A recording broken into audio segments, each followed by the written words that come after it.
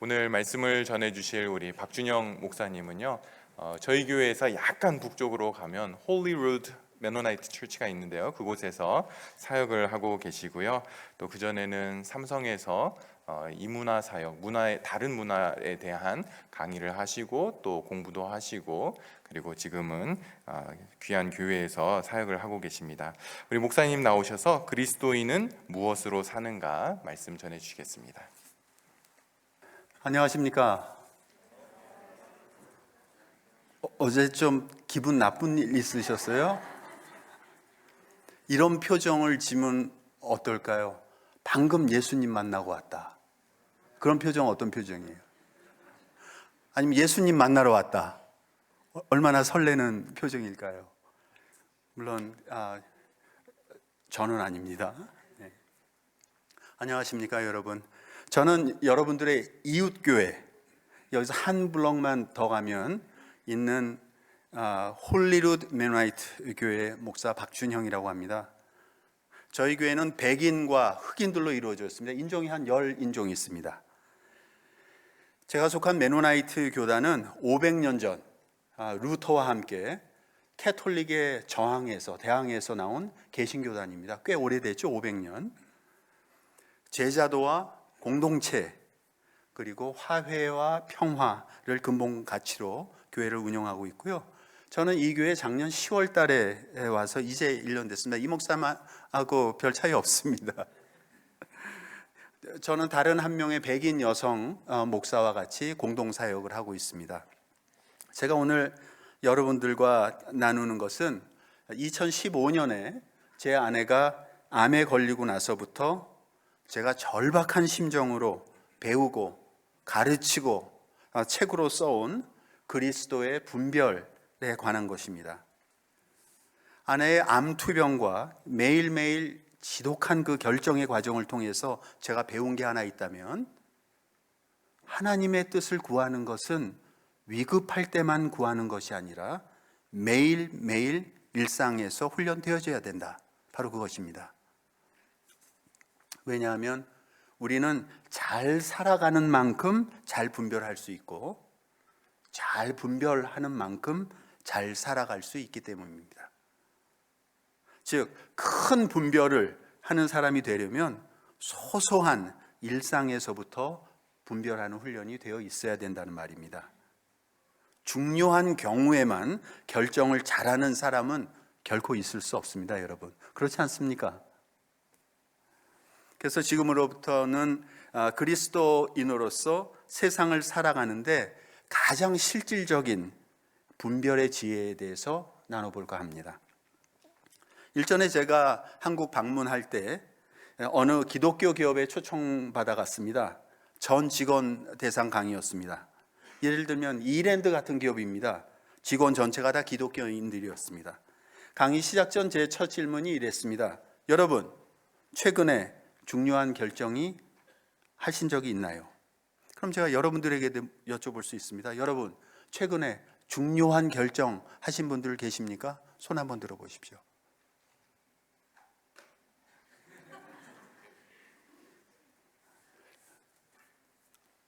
아마 계실 겁니다. 몇몇 사람들이 손을 들었습니다. 자신의 아내가 병에 걸린 얘기, 직업을 바꾸려고 했던 얘기, 창업을 하려고 한다는 얘기 등등. 그래서 그들에게 물었습니다. 그러한 결정을 하는데 여러분, 누구와 상의하셨습니까? 여러분, 누구와 상의하십니까? 결정하실 때. 이럴 땐 저하고 눈 마주치시면 안 됩니다. 눈을 피하시는 게 괜찮습니다. 왜냐하면 한국 문화는 회피 문화잖아요. 눈 마주친다고 살인 나는 문화니까. 여기 사신 여러분들은 안 그러실 거라고 믿습니다만, 어쨌든 그 중요한 결정을 하는데 누구와 상의하냐고 물었더니 그 전체 기독교 직원들이 아무 말도 못합니다. 다 이런 표정이었어요. 내 자신의 문제를 누구하고 상의합니까? 단 한 사람도, 단 한 명의 거기 있었던 그리스도인 직장인도 그 자신의 중요하고 기묘한 문제를 결정할 때 다른 사람과 상의하지 않았다는 것. 그들의 표정이 다 말해주고 있었습니다. 내 문제를 누가 상의해? 나의 병의 문제에 대해서, 나의 직업을 바꾸는 문제에 대해서, 나의 창업 문제에 대해서, 나의 그 나를 위한 문제를, 이게 당연한가요? 한 가지 더 물었습니다. 그렇게 혼자서 결정한 결과에 대해서 만족하십니까? 뭐라고 대답했을 것 같아요? 대부분 아니요, 만족하지 못합니다 였습니다. 그래서 묻는 김에 한 가지 더 물었습니다. 자신이 혼자서 한 결정에 대해서 만족하지 못하는데도 불구하고 왜 다른 사람과 그럼 상의하지 않으셨습니까? 그들은 더 이상 아무 말도 못하고 있었습니다. 그들은 철저히 혼자였습니다. 그 중요한 의사결정의 순간에도. 한국 가수 민혜경 아십니까? 어떤 노래 좋아하십니까? 민혜경 노래. 저는 그 노래 생각납니다. 내 인생은 나의 것, 그냥 나에게 맡겨주세요. 만약 이렇게 생각하는 이들이 소위 그리스도인이라면 세상 사람과 무슨 차이가 있는 겁니까? 이들에게 하나님은 무슨 뜻입니까? 이들에게 자기 삶을 나누는 이런 공동체는 무슨 의미가 있습니까? 이들에게 하나님 뜻대로 산다는 것은 또한 무슨 뜻입니까? 하나님은 교회 건물 안에만 갇혀 계신 분입니까? 교회에서 예배 드릴 때만 우리에게 감동과 감화를 선물하시는 분입니까? 그들은 자신의 문제를 결정할 때 자신들의 창조주이신 그 하나님과 그리고 이미 그들 안에 내주하고 계신 하나님의 아들 예수 그리스도와 더불어 분별하지 않았습니다. 성령의 감동을 구하지도 않았고 성령의 인도하심 따라 결정하지도 않았습니다. 즉 무엇이 자신의 뜻이 아닌 하나님의 뜻인지에 대해서 치열하게 고민하지도 않았다는 겁니다.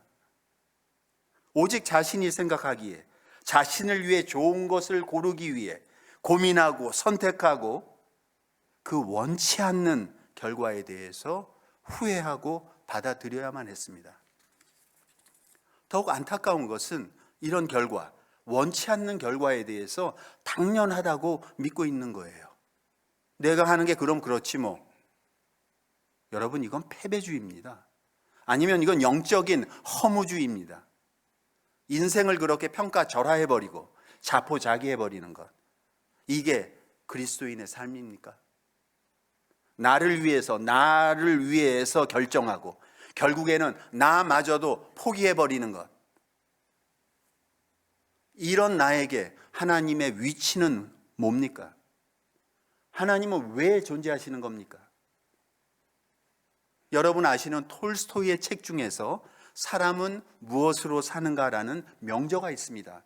읽어보신 분도 계실 겁니다. 그의 답은 사랑이었습니다. 보편적인 사랑. 사람은 사랑으로 산다. 네, 저도 동의합니다. 그렇다면 이제 이곳에 계신 에드먼튼 제1장로교회 교인들에게 제가 한번 여쭤보겠습니다. 그리스도인은 그렇다면 무엇으로 삽니까?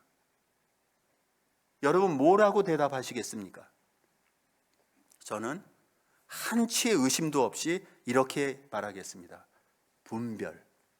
분별하며 사는 게 그리스도인의 삶이다 라고.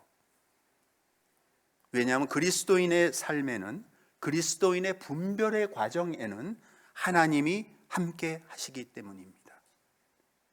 분별하며 산다는 것은 범사에 좋은 상황이든 나쁜 상황이든 결정을 하기 전에 하나님의 뜻을 알기 위해서 노력하고, 그리고 어떤 결과가 나오든 간에 그것이 좋든 안 좋든 본인이 바라는 것이든 본인이 바라지 않는 것이든 그 결과를 겸허히 수용하면서 책임지며 사는 겁니다. 그리스도인들에게 그런 면에서 결정하고 분별하는 과정은 하나님이 주신 축복의 통로가 됩니다. 그 결정과 분별의 과정을 통해서 하나님을 더욱더 잘 알게 되었다면, 하나님과의 우정이 돈독해졌다면 우리는 무엇을 더 바랄까요? 여러분, 하나님은 우리와 멀리 떨어져 계시지 않습니다. 우리 시대의 영적인 스승인 헨리 나우에는 늘 이렇게 얘기했습니다. 하나님은 언제나 어디서나 말씀하십니다. 이는 신명기 30장 14절의 말씀을 이야기하는 겁니다. 오직 그 말씀이 내게 매우 가까워서 내 입에 있으며 내 마음에 있은즉 내가 이를 행할 수 있느니라. 그리고 또 갈라디아서 2장 20절, 제가 세례 받을 때 받았던 말씀, 거기에는 이렇게 쓰여져 있죠. 그런즉 이제는 내가 사는 것이 아니요 오직 내 안에 그리스도께서 사시는 것이라. 여러분 안에 이미 그리스도가 살아 계십니다. 그런 분과 왜 상의를 하지 않습니까? 하나님과 하나님의 말씀과 우리 사이에는 거리가 없습니다. 하나님은, 하나님의 말씀은 저기 엉뚱한 데 멀리 있지 않습니다. 하나님은 관상용이 아닙니다. 하나님은 우리 안에서, 우리 앞에서, 우리 위에서, 우리 밑에서, 우리를 둘러싼 모든 것을 통해서 말씀하고 계십니다. 로마서 8장 28절의 말씀을 보십시오. 영문으로는 이렇게 시작합니다, 여러분. In all things God works. 모든 것 가운데에서 그것이 좋든 나쁘든 하나님은 일하고 계시다. 무엇을 위해서? 우리의 선함을 위해서. 이 말씀을 잘못 오역해서 우리 인간들이 협력해서 하나님의 선을 이루는 것으로 착각하지 마십시오. 우리의 선을 위해서 24/7 일하시는 분은 오직 하나님 한 분이십니다. 그런 전지전능하시고 무소부지하시고 시공을 초월하시고 우리의 이해 범위를 초월하시고 우리를 선함으로 인도하기 위해 불철주야 일하고 계신 그런 하나님과 같이 우리는 의사결정을 하는 겁니다. 이건 어마어마한 위로 아닙니까, 여러분? 그러니 그리스도인에게 분별하는 삶이라는 것은 그 어떤 결정이든 자기 마음대로 하는 게 아니라 자기 혼자서 하는 것도 아니라 우리 안에 계신 하나님과 더불어 그 하나님이 원하시는 대로 우리 자신을 맞춰가며 살아가는 것입니다. 그리고 자신이 원하는 목적을 이루기 위해 하나님을 불러내어 짜 맞추는 것이 아니라 우리 자신이 원하는 바를 오히려 내려놓고 let go 하고 하나님이 바라시는 바가 우리에게 이루어지도록 우리 자신을 내려놓는 것입니다. 내려놓는 삶 많이 들어보셨죠? 그러니 그리스도인에게 분별은 자신의 목적을 쟁취하기 위한 그런 성취의 과정이 아니라 우리의 목적마저도 내려놓는 영적인 포기, 영적인 자유의 과정이기도 합니다. 그렇습니다, 여러분. 분별하는 삶이라는 것은 내 뜻대로 하게 하소서가 아니라 하나님의 뜻대로 하소서를 배우고 체득하는 그런 관점의 전환의 과정을 경험하는 것입니다. 그리고 우리가 이루려고 하는 그 모든 것이 우리 자신의 영광이 아니라 하나님의 영광을 위해서 쓰여지기를 간절히 희망하는 겁니다. 여러분은 하나님의 뜻을 분별하는 사람들이십니까? 여러분은 하나님의 뜻을 알기 위해 어떻게 분별해 오셨습니까? 여러분은 하나님의 뜻인지 아닌지를 어떤 기준으로 분별하고 어떤 기준으로 결정하셨습니까? 분별이란 말이 여러분들의 신앙사전에 얼마나 중요한 위치를 차지하고 있습니까? 혹시 그리스도인이지만 요행을 바라고 점쟁이를 찾고 어느 날 하늘에서 뚝 하고 떨어지는 그 복만을 원하고 계시는 건 아닌가요? 오늘 여러분과 나누고자 하는 로마서 12장 이전의 말씀은 분별하려는 자들에게, 하나님의 거룩한 뜻을 알기 원하는 자들에게, 그리고 그 뜻에 맞춰 살기로 작정한 성숙된 그리스도인에게 무엇이 분별인지 분명한 진리를 전해줍니다. 왜냐하면 이 구절은 바로 전 로마서 13장 34절에서 35절에 깊도다 하나님의 지혜와 지식의 풍성하며 그의 판단은 헤아리지 못할 것이며 그의 길은 찾지 못할 것이로다. 누가 주의 마음을 알았느냐? 누가 그의 모사가 되었느냐에 대한 선명한 답을 제시하고 있기 때문입니다. 하나님의 말씀은 여러분 이렇게 모순되지 않습니다. 우리를 도전하게도 하지만 우리에게 분명한 답을 제시해 주기도 합니다. 이제부터 여러분과 제가 오늘 나누길 원하는 본격적인 주제, 그리스도인의 분별에 대해서 좀 더 알아보도록 하겠습니다. 분별은 신앙의 성숙을 말할 때 빠지지 않는 주제입니다. 여러분 역시 신앙의 성숙에 대해서, 신앙의 성장에 대해서 고민하고 계시다면 잘 따라와 주시기 바랍니다. 오늘 말씀을 다시 한번 다 같이 읽어봅시다. 여러분은 이 시대의 풍조를 본받지 말고 마음을 새롭게 함으로 변화를 받아서 하나님의 선하시고 기뻐하시고 완전한 뜻이 무엇인지를 분별하도록 하십시오. 이 말씀은 사도 바울의 권면입니다. 그는 분별의 지혜를 아주 구체적으로 제시합니다. 분별에 관한 우리 인간들의 전제 조건과 하나님의 기준에 대해서. 하나님의 뜻을 분별하기 위해 사도 바울은 먼저 우리에게 이 시대를 따르지 말고, 이 시대에 종속되지 말고, 이 시대의 풍조를 본받지 말라고 말합니다. 그리고는 마음을 새롭게 하랍니다. 외적인 세상에 대한 저항과 내적인 변화 둘 다 강조하는 겁니다. 즉 우리 그리스도인들이 내외적으로 변화를 받아 새롭게 되지 못하면, 마음이 영적으로 자유로운 상태가 되지 못하면 하나님의 선하시고 미쁘시고 완전하신 뜻을 분별할 수 없다는 것입니다. 먼저 분별의 세계로 들어가기 전에 우리 인간들의 전제에 대해서 살펴봅시다. 첫째는 세상의 풍조를 본받지 말고. 한번 따라해 보십시오. 세상의 풍조를 본받지 말고. 감사합니다. 제가 청년 때는 한국의 서울 침례교회라는 곳을 다녔거든요. 거기는 이동원 목사님이 계셨던 곳이에요. 이동원 목사님이 늘 성경 강해를 하시면서 성경을 다 같이 한 목소리로 읽는 것을 가장 좋아하셨거든요. 여러분 역시 제가 지금 요청했을 때 세상의 풍조를 본받지 말고 다 같이 따라서 읽는 그 모습은 저 어렸을 때 생각이 납니다. 참 아름다운 모습입니다, 여러분.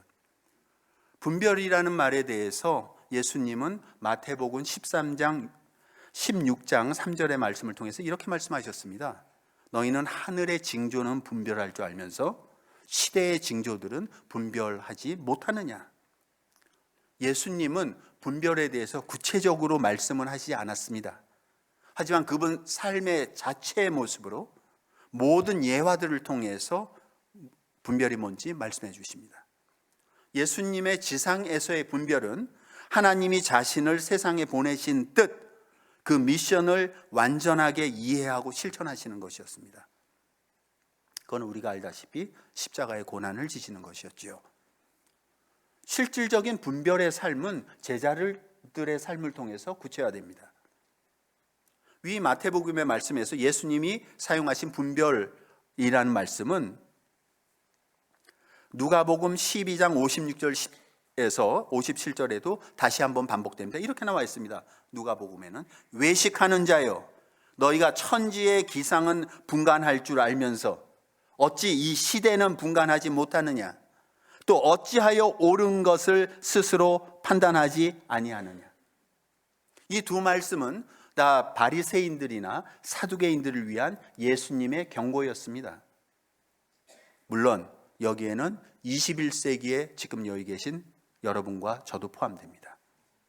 시대를 분간하지 못하면 판단조차 못한다는 겁니다. 이 말씀은 요한일서 2장 15절의 말씀에서 더 구체적으로 이렇게 표현됩니다. 이 세상이나 이 세상에 있는 것들을 사랑하지 말라. 누구든지 세상을 사랑하면 아버지의 사랑이 그 안에 있지 아니하니. 여러분에게 세상은, 시대는 무엇을 이야기합니까? 그리고 이런 세상의 징조나 풍조나 사인들을 사랑한다는 것은 무슨 말입니까?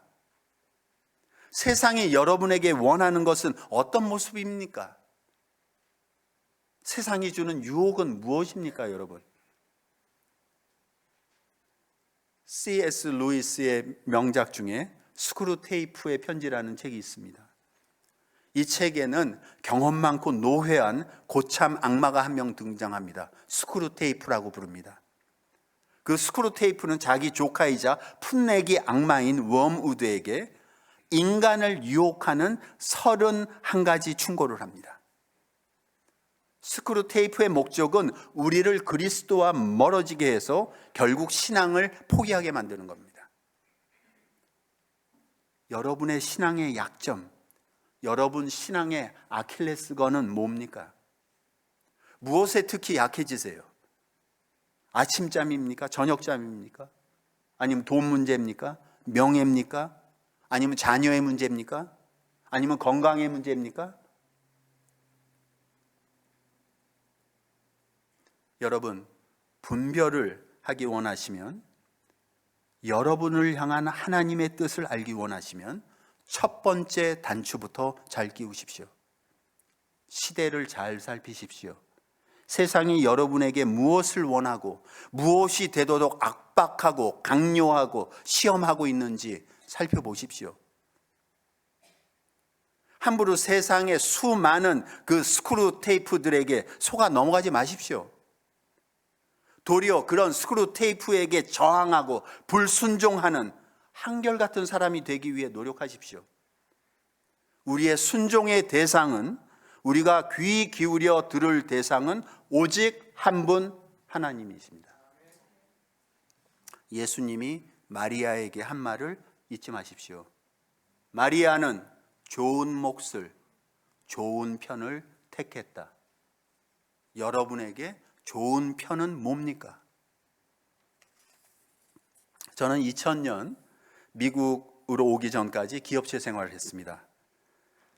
제가 삼성이라고 하는 기업체 세상에서 배운 두 가지 기가 막힌 가치가 있었습니다.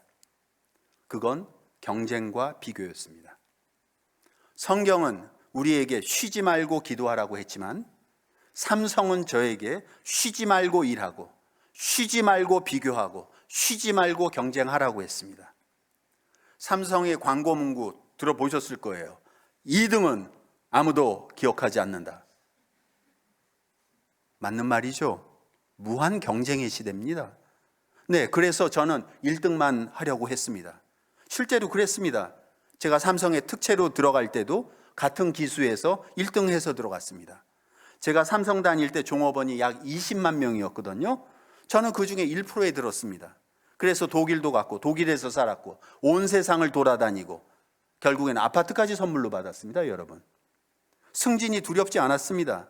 저는 오히려 그 1% 중에 1%가 되려고 했었습니다. 그런 제가 2000년 회사를 어느 날 갑자기 휴직하고, 이 간증은 다음으로 미뤄두겠습니다. 어느 날 갑자기 회사를 휴직하고 미국에 대학원 공부를 하러 가게 되면서 제 삶이 바뀌었습니다. 2년 동안 대학원 공부를 하면서 저는 세상을 위해서 일하는 비영리 기관의 지도자들을 만나고 그들의 삶을 배우면서, 그리고 제 신앙의 눈이 다시 뜨여지면서 새로운 결심을 하게 됐습니다. 내가 지금까지는 영리 기업을 위한 삶을 살았다면 이제부터는 비영리를 위한 삶을 살겠다. 이게 균형 있는 삶이고 하나님이 축복하시는 삶일 것이다. 이제부터는 내가 삼성에서 배웠던 것과 정반대의 삶을 살겠다. 그거는 실적을 위한 삶이 아니다. 더 위로만 올라가는 삶이 아니다. 오히려 내려가는 삶, 낮아지는 삶, 가진 것도 내려놓는 삶, 그래서 하나님 앞에서 떳떳해지는 삶. 제가 공부했던 곳은 미국의 버몬트입니다. 동부 쪽에. 그 스콧 니오링 작가 생각나시죠? 조화로운 삶이라는 책 유명합니다. 조화로운 삶. 이젠 저의 차례입니다. 제가 저의 조화로운 삶을 찾아 나갈 때. 그래서 저는 한국으로 돌아가지 않고 2002년 정착한 곳이 밴쿠버입니다. 리젠트 칼리지에서 신학 공부를 하기 위해서 밴쿠버에 랜딩했습니다. 저는 여전히 휴직 중이었습니다. 그리고 19년이 지났습니다. 그리고 저는 에드먼튼에 이 서양교회에 한국인이 단 한 명도 없는, 이런 많은 여러분들의 축복을 받지 못하는 죄송합니다. 전 저희 교회를 사랑하지만은 어쨌든 단 한 명 한국인도 없는, 주로 아프리카인이 더 많은 교회에서 사역을 하게 되었습니다. 그러니 저한테 지금 이 홀리루드 메노나이트 교회는 선교지입니다. 시험지이기도 하고요.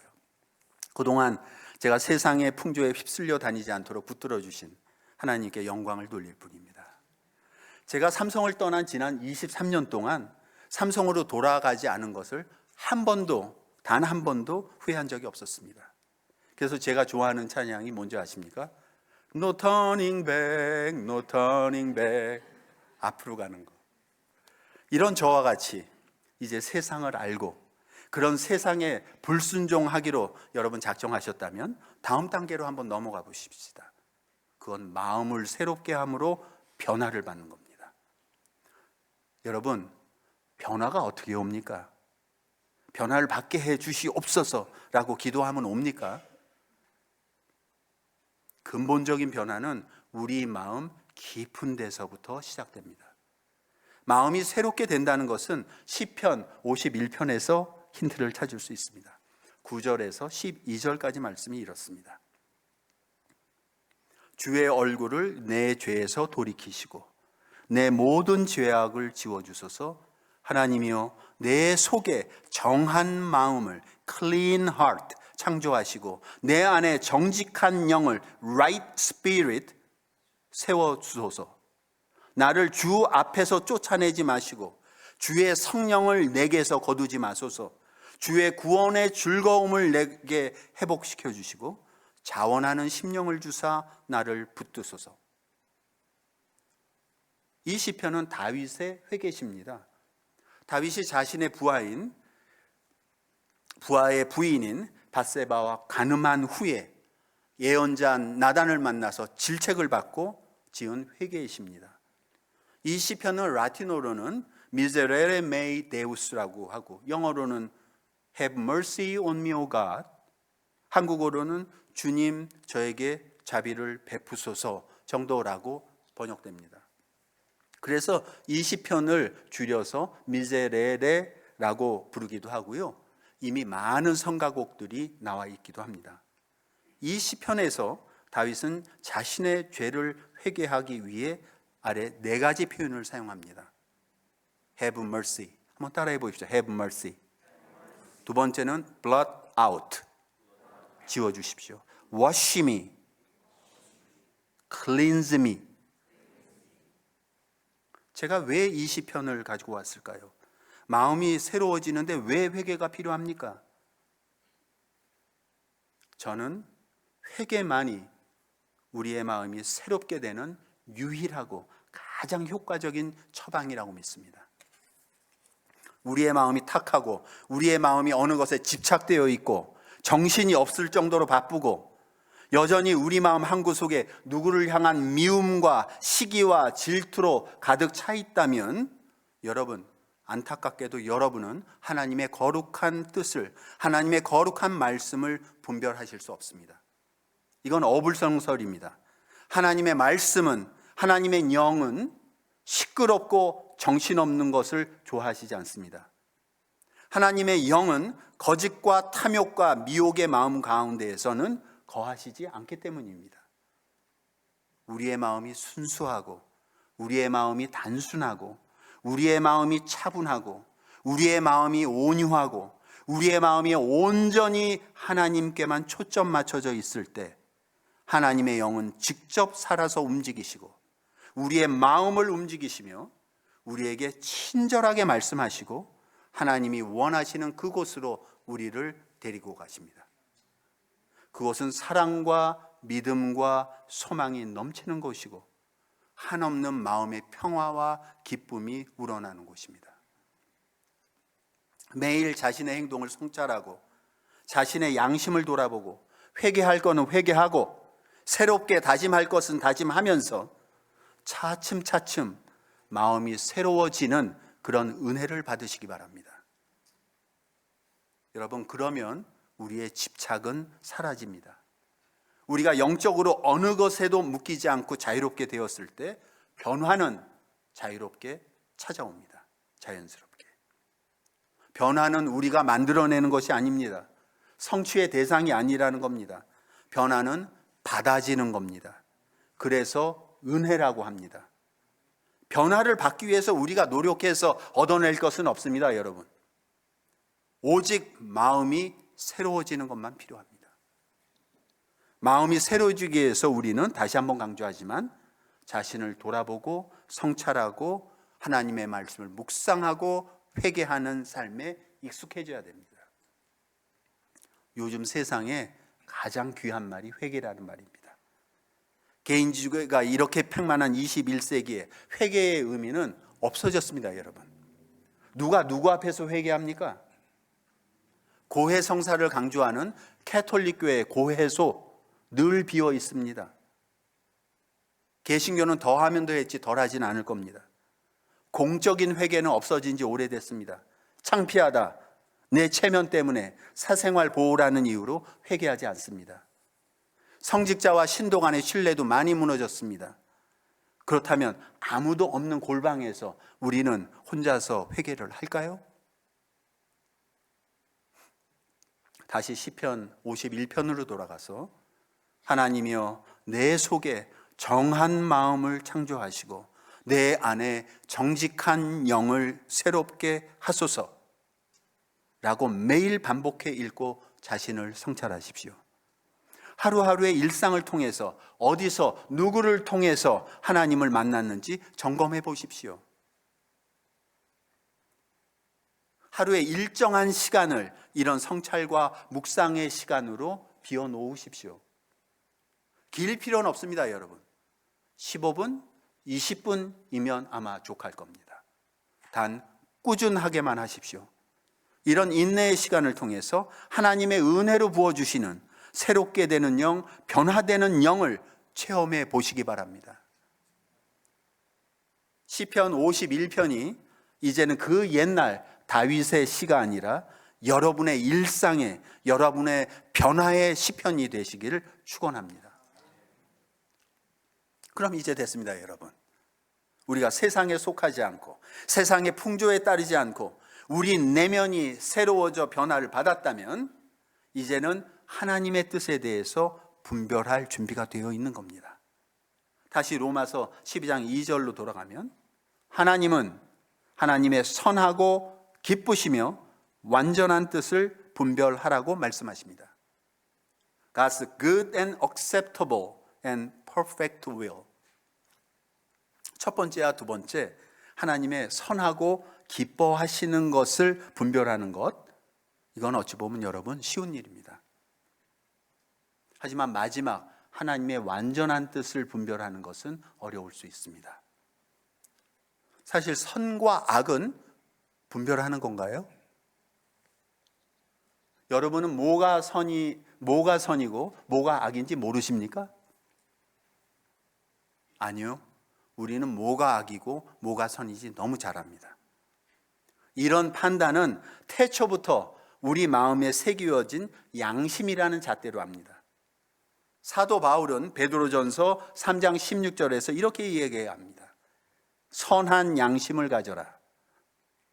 시편 26장 2절에는 여호와여 나를 살피시고 시험하사 내 뜻과 내 양심을 단련하소서라고 탄원하고요. 또 시편 16장 7절에는 밤마다 내 양심이 나를 교훈하도다 이렇게 이야기합니다. 우리에게는 여러분 태어날 때부터 가지고 나온 그리고 죽을 때까지 우리를 떠나지 않는 양심이라는 가치가 있습니다.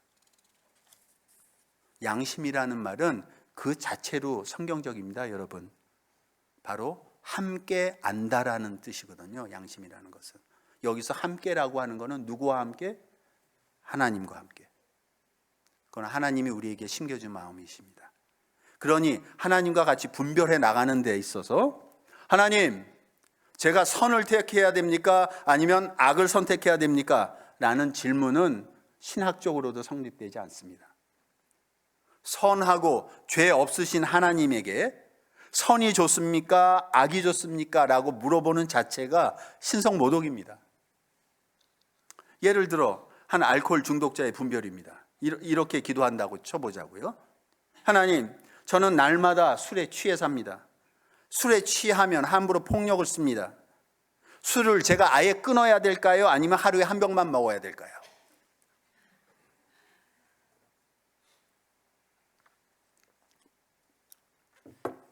여러분, 이건 분별이 아닙니다. 또는 음식점 주인이라고 한번 해보자고요. 하나님, 남들이 먹고 남은 음식이나 유효기간이 지난 음식 아까워서 제가 버릴 수 없습니다. 다시 쓰면 될까요? 안 될까요? 이건 분별의 주제가 안 된다는 말씀입니다. 시작부터 잘못된 겁니다. 이건 선하신 하나님을 모독하는 행위입니다. 데살로니가 전서 5장 21절과 21절 말씀에 귀 기울여 보십시오. 이렇습니다. 범사에 모든 일에 헤아려 좋은 것을 취하고 악은 어떤 모양이라도 버려라. 악은 어떤 모양이라도 친하면 안 된다. 악을 버리고 선을 취하는데 고민할 필요 없습니다, 여러분. 단호하십시오. 악과 타협하지 마십시오. 분별은 오직 선을 행하기로, 오직 선함만을 찾기로 결단한 그리스도인들에게 필요한 거예요. 이제 두 번째, 하나님이 보시기에 기쁘다, 미쁘시다는 것은 나만이 아니라 내가 속한 공동체, 내가 속한 교회에도 유익이 되는가를 같이 보는 겁니다. 이 공동체에는 물론 가장 작은 가족도 포함되어 있습니다. 이 말은 다시 말해서 공동체적으로 유익이 되는 결정인가 반드시 고민해 봐야 된다는 얘기입니다. 왜냐하면 주님이 공동체의 몸이시기 때문에 그렇습니다. 그러니 공동체에 해로운 것은 주님이 보시기에도 해로울 수 있습니다. 여러분의 의사결정의 결과가 여러분의 가정과 여러분의 교회 공동체가 보기에 유익하지 않고 도리어 상처가 되고 낭망이 된다면 그 결정은 다시 한번 고려되어야 됩니다. 기독교의 교리 중 가장 상위의 교리는 삼위일체입니다. 성부와 성자와 성령은 한 몸이시라는 겁니다. 그런 삼위일체의 하나님을 믿는 우리 역시, 우리의 삶 역시 공동체적이고 그래야만 합니다. 우리가 의사결정을 할 때 그래서 공동체, 교회의 도움이 필요합니다. 다시 말씀드립니다. 교회는 하나님의 몸이십니다. 우리는 교회의 부속체입니다. 여러분의 삶에 중요한 결정할 시기가 온다면 교회의 도움을 청하십시오. 지혜로운 자들을 소집하십시오. 그리고 그들과 상의하고 그들의 조언에 귀를 기울이십시오.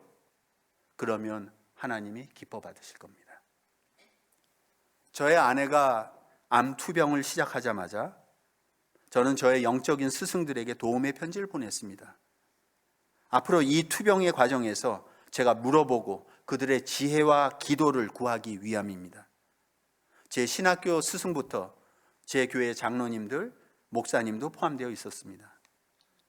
아내와 제가 고난의 그 롤러코스터를 탈 때, 병원의 테스트 결과 하나에 일희일비가 갈릴 때, 더 이상 우리 입에서 기도도 나오지 않을 때 저는 이들에게 이메일을 보내서 경과를 알리고 우리들의 영적인 상태에 대해서 솔직히 고백하고 그들의 기도를 구했습니다.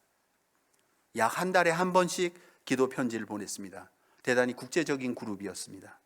이러기를 20개월을 꾸준히 했습니다.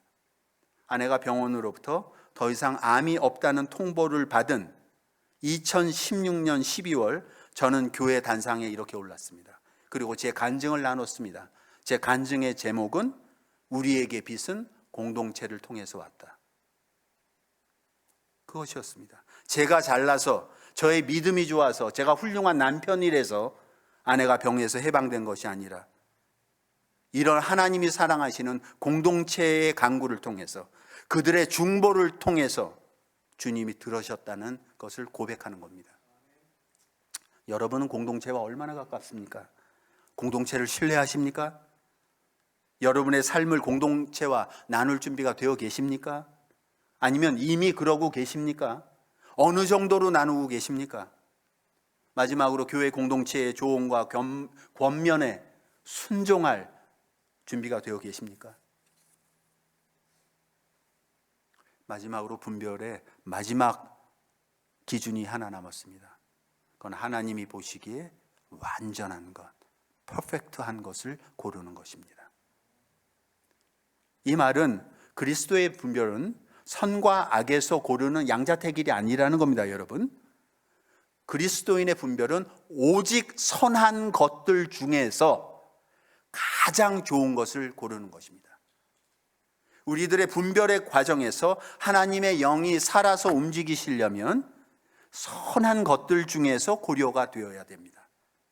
여러분이 선택하시는 모든 것은 최소한 도덕적으로 중립적이거나 그 자체로 좋은 것이어야만 합니다. 빌립보서 1장 10절에 분명한 하나님의 명령이 있습니다. 너희로 지극히 선한 것을 분별하며 또 진실하여 허물 없이 그리스도의 날까지 이르고. 여기서 지극히 선한 것이라는 것은 영어로 이야기하면 what is best입니다. 그런데 여러분, what is best를 고르는 게 쉬운가요?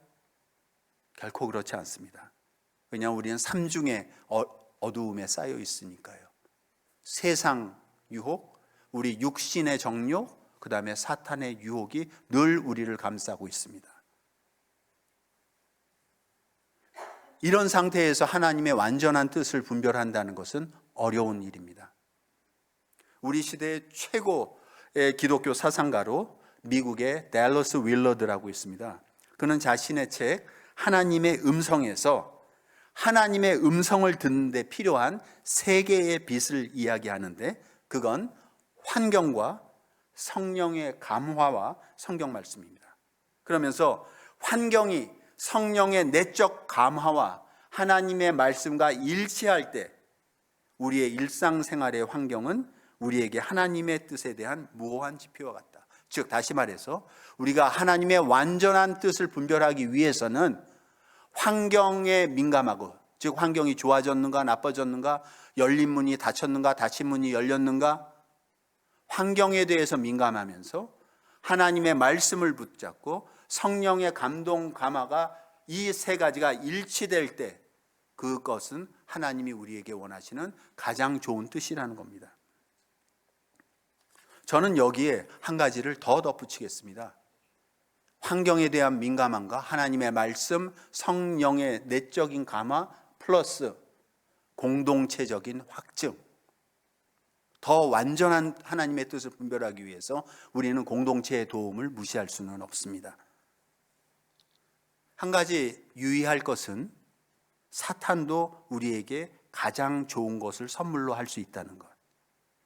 사탄은 하물며 성경의 말씀조차 흉내내며 우리를 유혹합니다. 사탄은 늘 빛을 가장해서 옵니다. 그래서 이런 사탄의 유혹에 속지 않으려면 우리는 분별을 돕는 이런 다른 빛들이 서로 일치되는 것을 봐야 됩니다. 하나님의 말씀과 성령의 직접적인 감동 감화하심과 이런 공동체의 확증, 이 중에서 우리에게 가장 직접적으로 말씀하시는 성령의 감화에 대해서 잠깐 나눠볼까 합니다. 성령이 우리에게 말씀하시는 방식은 문자적으로 이거 해라 저거 해라 이런 게 아닙니다. 그러나 소위 독실한 신자들이 어제 꿈속에서 성령이 이러라고 저래라고 말씀하셨다는 것은 조심해서 말해야 되고 조심해서 들어야 합니다. 성령의 열매가 말씀해 주시듯이 성령은 우리 마음, 우리의 감정을 통해서 말씀하십니다. 성령의 으뜸 가는 열매들은 다 아시죠? 사랑, 평화, 기쁨, 친절, 문자로 전달되는 것이 아닙니다. 우리의 마음으로 전달될 뿐입니다. 분별하는 그리스도인들에게 하나님이 성령이 주시는 마음은 위로의 마음입니다. 위로와 평안, 이런 마음이 여러분 가운데 없다면 어떤 결정도 하시면 안 됩니다. 왜냐하면 이런 마음은 주님이 주시는 게 아닙니다. 주님이 여러분을 낭망하게 하십니까? 주님이 여러분을 실망하게 하십니까? 주님이 여러분을 불안하게 만드셨습니까? 천만에. 주님이 우리에게 주시는 것은 오직 평화, 오직 평강, 오직 위안입니다. 여러분, 이건 그리스도인의 분별에서 아주 중요한 말씀입니다. 여러분의 마음이 낭망이나 낙담될 때, 불안할 때, 절망감을 느끼고 있을 때는 어떤 결정도 하지 마십시오. 이때는 악한 영이 활발하게 움직이고 있다는 증거입니다. 또한 이런 불안의 감정이 지배적일 때는 이전에 한 그 어떤 결정도 번복하지 마십시오. 이 원칙만 지키면 우리 인생의 불행의 90%는 줄일 수 있다는 게 영적인 스승들의 조언입니다. 너희들 마음이 낙담될 때, 너희들 마음이 낭망될 때, 너희들 마음이 불안하고 초조할 때는 어떤 결정도 하지 마라. 그때는 가만히 기다려라. 이전에 한 어떤 결정도 기분 나쁘다고 번복하지 마라. 이때는 가만히 있는 것이다. 이러한 인내의 과정을 통해서 사탄은 어느덧 뱀의 꼬리를 감추듯이 그 불안한 마음들을 걷어갑니다. 사탄은 늘 시작은 거창하고 화려하고 끝은 초라합니다. 그는 우리의 인내와 신뢰를 가장 싫어하고 못마땅합니다. 그리스도인이 결정을 하는 시기는 성령이 주시는 위안과 위로 가운데에서만 가능합니다. 그리스도인의 결정은 분노나 절망 가운데가 아니라 평화로운 상태에서 이루어져야 한다는 말입니다. 예수님이 가장 괴로워하셨던 곳 어딘지 아십니까? 그곳은 겟세마네 동산입니다. 그는 곧 있을 고난에 대해서 즐거워하지 않으셨습니다. 그는 거기서 근심하며 괴로워하셨다고 쓰여져 있습니다. 그러나 예수께서는 마음속 깊은 곳에서 평화를 누리시는 가운데 자신이 감당해야 할 일을 행하기로 결단하셨습니다. 그는 이렇게 말씀하셨습니다. 내 뜻대로 하지 마시고 하나님의 뜻대로 해 주십시오. 그거는 십자가를 지시는 고통이었습니다. 다시 말씀입니다, 여러분. 평화로운 가운데에서만 결정하고 행동해야 합니다. 절망 가운데에서는 어떤 결정도 내려서는 안 됩니다. 그리고 이런 감정들은 혼자만이 아니라 공동체 안에서 나누고 확정받는 것이 안전합니다. 그래서 환경이나 주위 압력에 굴복해 대강 좋은 것이나 차선이 아니라 하나님이 보시기에 가장 좋은 것, 최선의 것을 선택하고 결정해야 합니다. 사랑하는 에드먼튼 제1장로교회 여러분, 지금보다 더 좋고 더 아름다운 모습, 더 나은 삶의 역사로 변화해 가길 원하신다면 분별을 생활해야 하십시오. 날마다 분별하십시오. 어디에 있든 어디를 가든 무엇을 하든 분별하시기 바랍니다. 분별은 오직 하나님과 우리와의 문제입니다. 아무리 바빠도 분별하시기 바랍니다. 아니, 바쁘니까 더 분별해야 되지 않겠습니까? 가장 한창고 별 볼 일 없어 보이는 일조차 건너뛰지 마시고 세심히 분별해서 결정하시기 바랍니다. 그래야 큰 일이 닥쳐도 담대히 분별할 수 있습니다. 하나님이 보시기에 선하고 미쁘시고 완전한 뜻을 구하는 분별은 주님이 주시는 은사이기도 하지만 하나의 보편적인 기술이기도 합니다. 하지만 누구나 처음부터 기술자가 될 수는 없듯이 분별도 처음부터 마스터가 될 수는 없습니다. 그러니 우리 모두 그리스도인을 위한 그리스도의 분별력 학교에 겸손한 학생이 됩시다. 단지 스쳐가는 수강생이 아니라 평생 등록 학생이 됩시다. 혼자서 외롭다면 공동체와 더불어 단체 수강을 합시다. 그래서 누구나 모든 것을 분간하고 모든 것을 굳게 잡으십시다. 갖가지 모양의 악을 멀리 하십시다.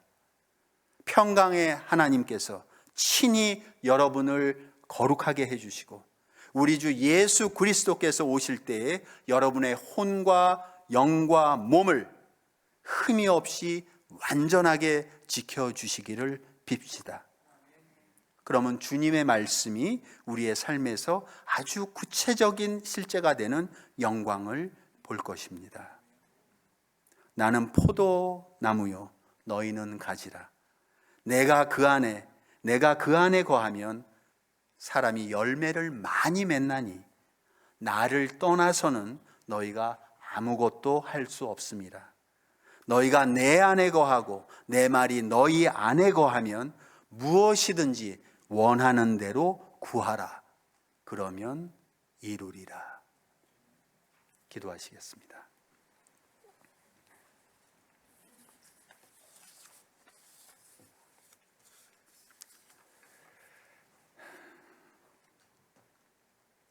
언제 어디나 계시는 하나님, 언제 어디서나 우리에게 말씀하시는 자상하신 하나님, 우리가 세상 살 적에 세상의 풍조를 따르지 않고 세상의 유혹에 속지 않고 우리의 양심을 단련하고 하나님의 말씀을 묵상함으로 인해서 우리 마음이 새로워지는 변화를 입어서 하나님의 선하시고 하나님의 기쁘시고 하나님의 완전한 뜻을 분별할 수 있도록 축복해 주시옵소서. 이제부터는 우리가 이 세상 사는 동안에 우리 뜻대로가 아니라 하나님 뜻대로 살기를 원한다는 고백을 하게 도와주시옵소서. 하나님 한 분만으로도 충분하십니다. 이 모든 말씀 예수 그리스도를 통하여 기도드립니다.